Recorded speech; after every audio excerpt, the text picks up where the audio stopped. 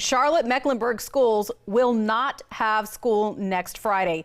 District leaders making that unanimous decision just minutes ago. And it comes as thousands of teachers and staff members across North Carolina plan to rally in Raleigh. In fact, sources say more than 1,300 CMS employees have already requested May 1st off to protest North Carolina's ongoing budget impasse and lack of teacher raises. Again, CMS leaders just voting to cancel class next Friday, May 1st. Now, this does not apply to early college program or CPCC.